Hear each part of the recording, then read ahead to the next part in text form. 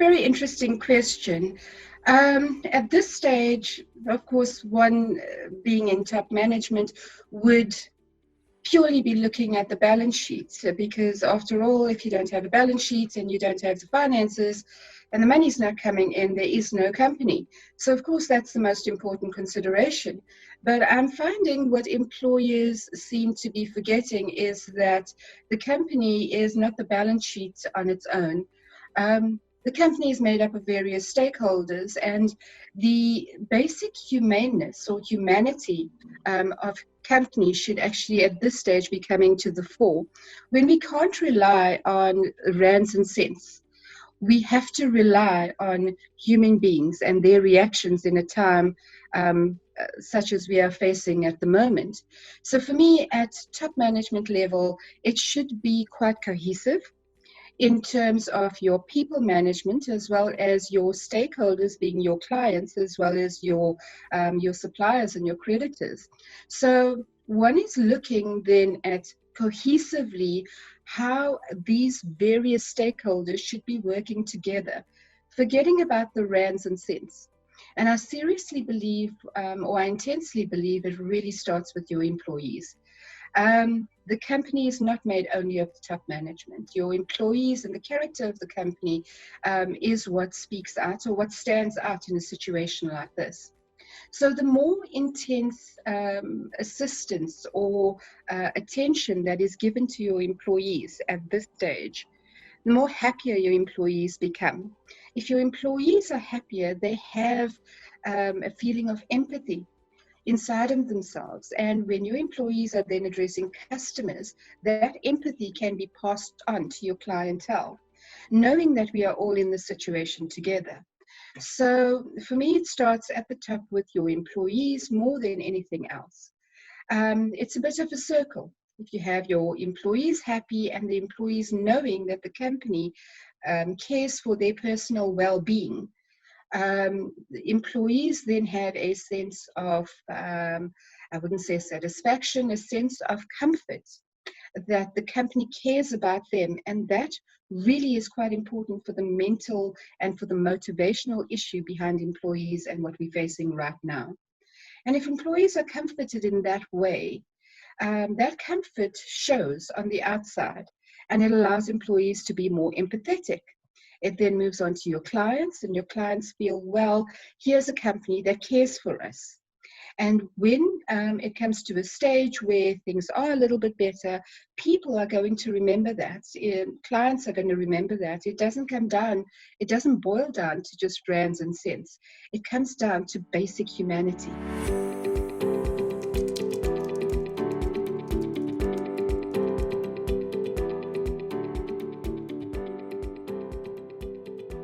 When it comes to a situation of survival that we're facing right now, it's a matter of fight or flight. At this stage, it's the individual completely by themselves.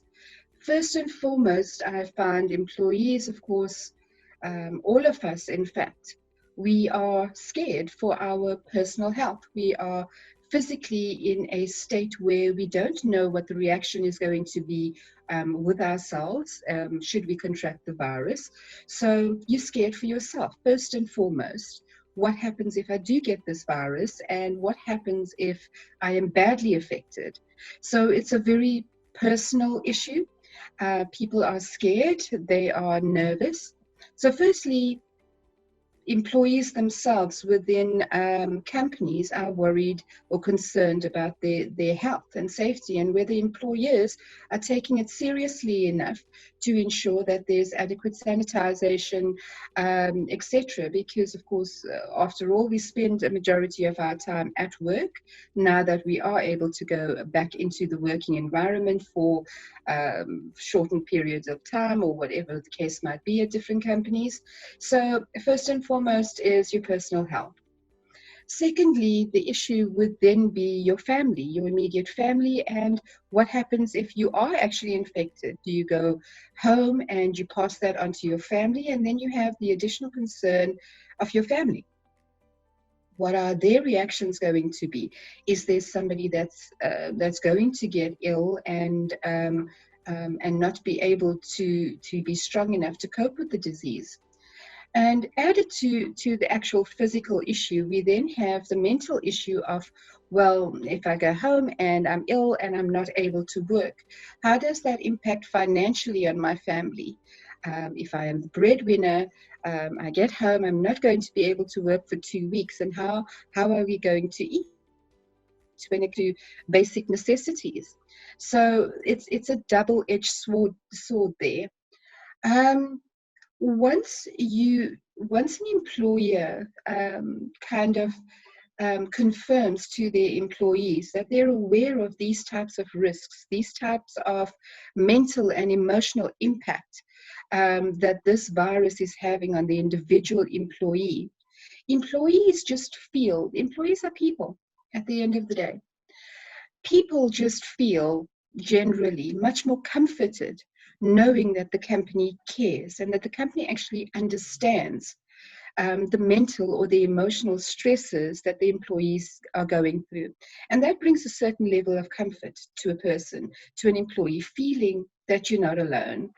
And that's where employers and companies and the characters of companies can make a huge difference to this virus. I've spoken to a couple of doctors, a couple of people in the field regarding this virus, and a lot of them say to me that the outlook of an individual, the positivity, the impact of the virus is or seems to be much less on people that are much more comfortable, people that are less stressed. So by doing something like this, employers can actually comfort their employees.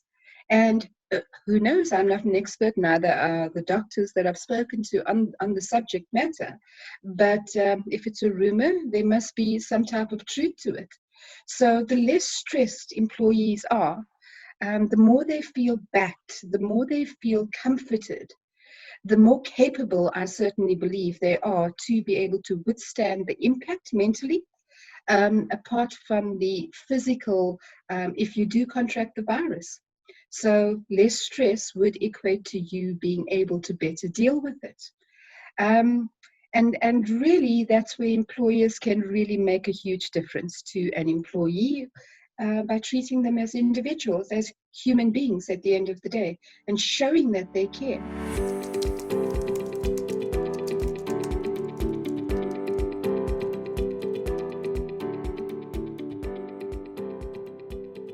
Employers, of course, not having personal contact, physical face-to-face contact. The other way that employers can actually show their concern for their employees is to ensure that they do have some type of company or outsourced type of company where employees feel comfortable enough to phone. For example, I am aware of a company that has an outsourced group of psychologists and psychiatrists that they pay on a monthly basis, and their employees at any stage could then phone these people, and this group of people, this outsourced group of people, assists with not just psychological assistance, but they assist with financial assistance. So they are experts in their field of any type of concern that an employee has.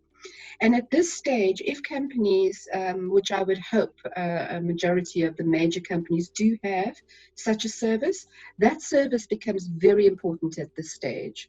So employers should be pushing the fact that there is this service available. If employees are concerned about finances, if a company has had to, for example, go onto half-time and not able or capable of paying full salaries during this period, this is where employers should be pushing the fact that we are aware that you have certain stresses, and we are aware that we, by not paying you, have caused certain stresses. But employee, understand, we are also going through stresses. So we're going to help you as much as you will try to help us. And it needs to be cohesive between the employer and the employee. Both need to understand each other's side of things. Employers should be pushing at this stage any type of consultancy service and saying to employees, right, we have a financial issue, we're aware you have a financial issue. Here is this consulting firm. Give them a buzz. Maybe they're going to be able to assist you. The company pays for their service. Let us try and see how we can help you. We might not be able to help you by physically giving you money or more money, but here's somebody that you can speak to. And that's what shows that a company cares. That's where the character of a company comes in, where an employer can definitely make a massive difference to its employees by constant communication apart from a consulting firm, consultations with the CEO, perhaps via any type of electronic means, where it's a question and answer session, where employees are not afraid to come out and ask the difficult questions of their CEO or of their top management team. And that makes a huge difference as well.